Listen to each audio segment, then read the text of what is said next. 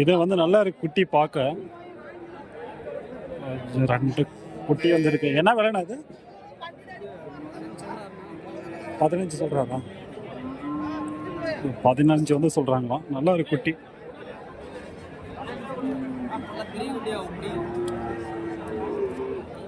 So நல்லா இருக்கு. ஆனால் கலரு